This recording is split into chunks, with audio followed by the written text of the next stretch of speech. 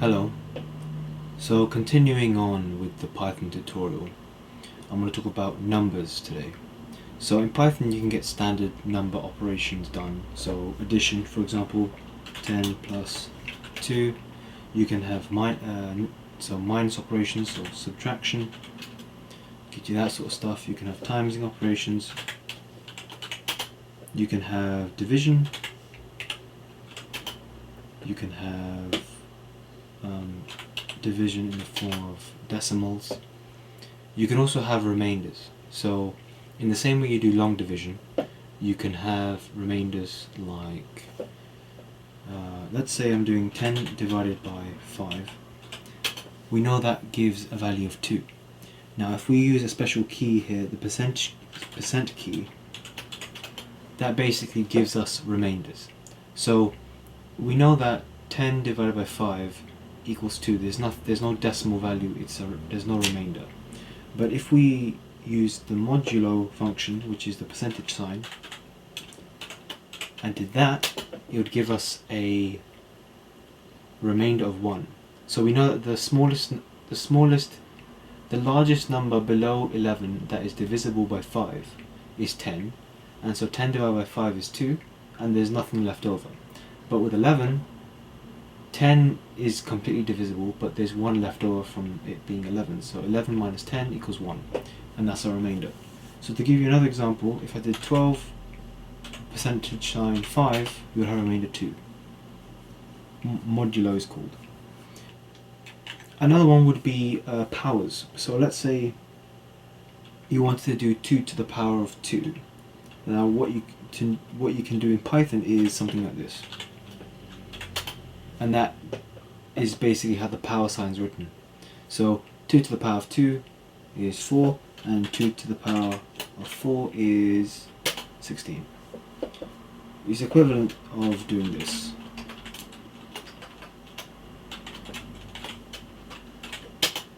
Yeah.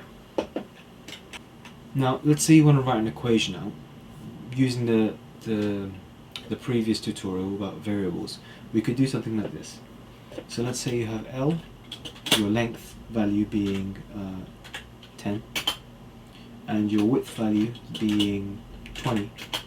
We can say L times W is equal to area A, and A is equal to 200. So standard math operations can be used with variable substitution. And just as an FYI, some variable names are already taken in Python. So for example, if you do a variable name like true, you can't do that because true is already assigned as a predefined value in Python. So when you do get into like higher level of function stuff and class names and module names, you can't always use the same variable name. So that's just worth bearing in mind. Now, one other thing that you may come across is when you have a decimal number, you might want to round to a certain unit. So for example, if we had a number like 10.3 and we want to round that to 2 decimal places, we could say round, which is an inbuilt function in Python that allows us to round numbers. And we can specify how many decimal places by 2. So that gives us back 2 decimal places. And the common rounding function here applies, so if the last number, or the number before the 2 decimal places you wanted, so the third decimal place is above 5, it rounds up. If it's below, it rounds down. Standard stuff. Now, one thing that it's quite newcomers to programming languages especially find difficult is floating points. So if I do something like 1 over 3, you can see it's 1.3 recurring, so 3, 3, 3, 3, 3. Now, this is finicky because you don't always want a floating point. When you do floating point maths, you have numbers that can trail on for ages. So it's worth bearing in mind and using the round function when you have something like that. So let's say you have 1 divided by 3, and we can say I want to round to 3 decimal places. and that gives us something like 0.33 recurring, or 0.33 in that case. It cuts off that point.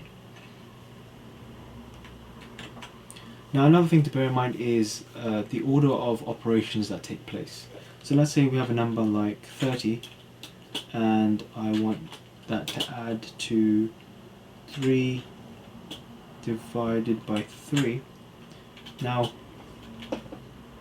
in standard math terms this will give a weird answer to what you would normally expect. So if you're working from left to right, that's wrong. It will use something called BIDMAS to work out what operations to do first.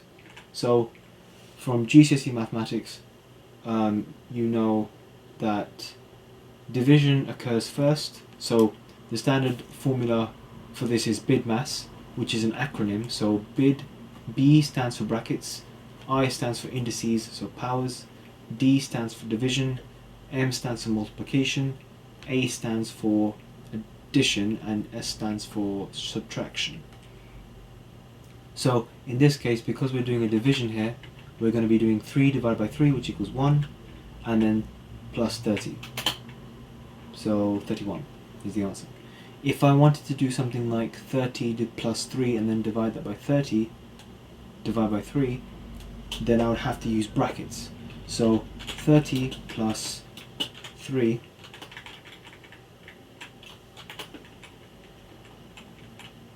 divided by 3 gives us 11. Okay, that pretty much covers numbers for now. I'll catch you in the next tutorial. Bye bye.